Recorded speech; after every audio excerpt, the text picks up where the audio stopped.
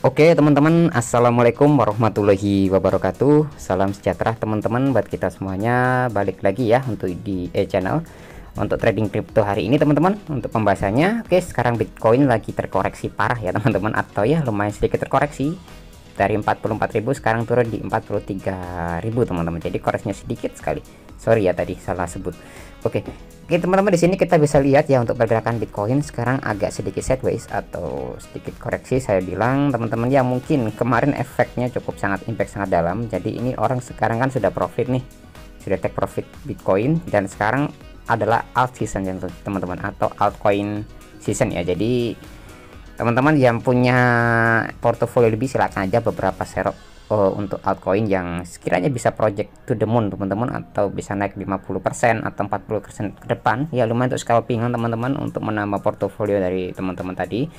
Oke, yang belum join get, ayo teman-teman bisa aja join aja di link deskripsi. Ini sudah saya sediakan semuanya untuk link deskripsinya teman-teman, jadi ini cukup sangat oke ya nanti untuk kedepannya nanti. Oke, kita langsung untuk pembahasannya. Dan teman-teman di sini Bitcoin Fear and Greed di level 39 ya. Kita bisa lihat turun kemarin di area 52, ini cukup sangat tinggi banget, dan sekarang teman-teman turun di area 39 ya. Ini cukup biasa lah ibaratnya ya, habis naik turun lagi ya. Sekarang di level Fear tapi bukan Extreme Fear teman-teman, jadi jangan khawatir. Jadi ini koreksinya sampai mana nih Bang Bitcoin kalau misalkan terkoreksi? Oke, seperti biasa teman-teman, di sini Bitcoin akan membentuk pola yang sama seperti biasa ya, akan turun di level 41.700 ya. Dan kemungkinan teman-teman di sini koreksi mantul lagi ke atas lagi ya. Mudah-mudahan break di area 44.000 dan next bisa break ke area yang lebih tinggi lagi teman-teman ya, atau ke area yang 47.800. Nah, itu analisa pribadi saya teman-teman. Ingat, stay pada analisa teman-teman sendiri. Dan kita bisa lihat teman-teman di sini sudah terjadi double bottom ya.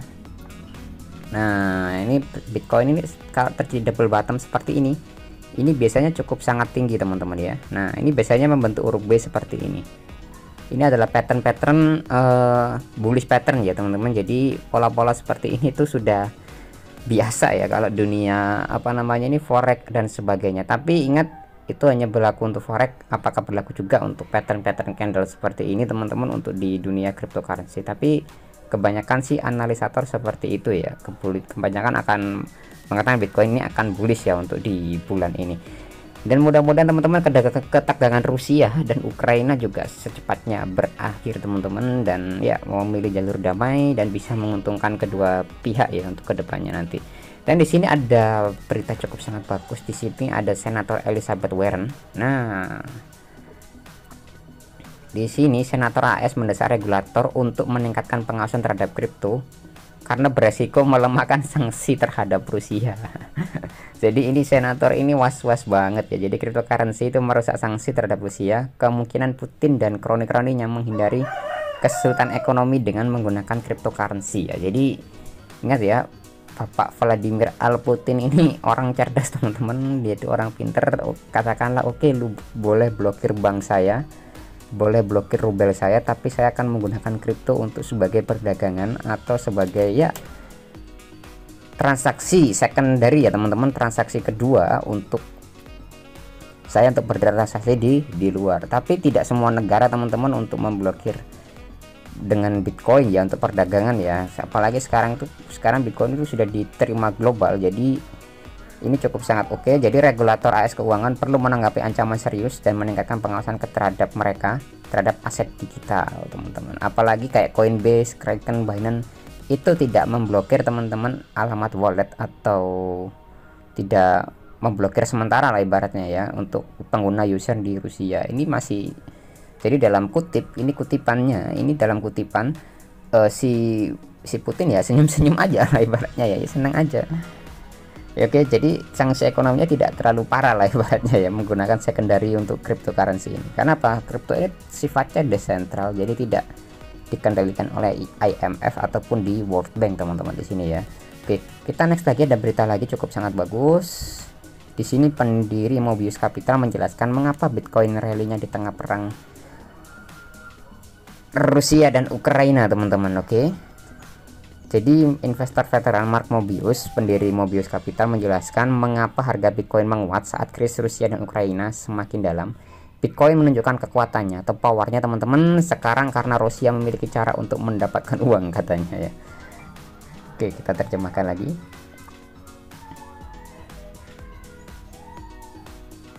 Nah, tandai Mobius mengapa harga Bitcoin naik. Pendiri Mobius Capital atau Mark Mobius menjelaskan darah Bitcoin telah rally dalam sebuah wawancara CNBC Selasa saat krisis antara Rusia dan Ukraina meningkat. Sebelum memulai perusahaan sendiri, Mobius, ketua eksekutif Templeton Emerging, teman-teman, market cap dia bergabung di Templeton pada tahun 87, di mana mengelola lebih dari 50 miliar dalam portofolio pasar, pengembang, dan pendiri Mobius Capital. Di sini Mobius ditanya apakah dia akan membeli Bitcoin dengan harga Bitcoin naik. Saya tidak akan menjadi pembeli, jawabnya ya. Tapi jawabannya mencatat, jika saya orang Rusia, saya akan pasti jadi pembeli. Jadi anggapannya kalau misalkan sekarang pada saat perang ya jelas kalau di orang Rusia pasti akan beli Bitcoin, teman-teman. Apalagi kan dolarnya kan kapitalnya, uangnya kan lagi diblokir ya, atau di sabotase lah, atau diblokir sementara, kena sanksi lah, kena teguran lah, kena SWIFT ibaratnya ya. Oke, dan di sini ada berita juga cukup sangat bagus. Di sini Finbol, bilionari investasi Bill Miller, teman-teman. Nah, investor Bill Miller mengatakan krisis rubel Rusia sangat bullish untuk Bitcoin di sini. Setelah invasi Rusia ke Ukraina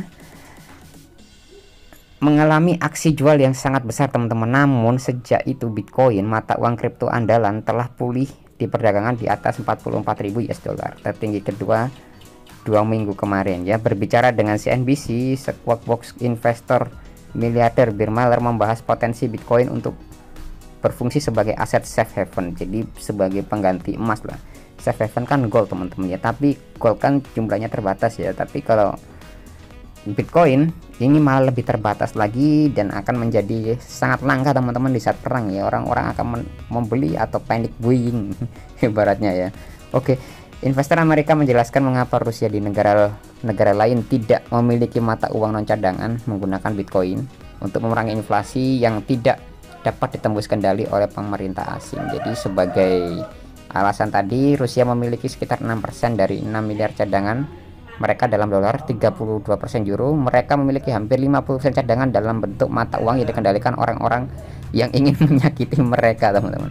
Dari sudut Rusia itu posisi yang bagus. Mereka memiliki 22% emas, salah satu cadangan mereka yang tidak bisa dikendalikan oleh negara lain. Jadi selain mata uang kripto Bitcoin, ternyata Rusia ini punya cadangan 20% emas ya, teman-teman. Ini untuk cadangan devisa mereka, teman-teman, dan emas ini sudah disimpan lumayan banyak loh ya, kekayaannya ya, luar biasa Rusia ini. Oke, tapi it's well, teman-teman. Di sini kita bisa lihat untuk pergerakannya sekarang, berita paus, teman-teman, banyak BUSD masuk ya, atau stablecoin masuk. Ini mengindikasikan bahwa banyak orang-orang yang akan next zero lagi ya untuk di Binance. Oke, sekian dari saya, teman-teman, kurang lebihnya mohon maaf. Kalau ada pertanyaan ya silahkan aja tanyakan di kolom komentar.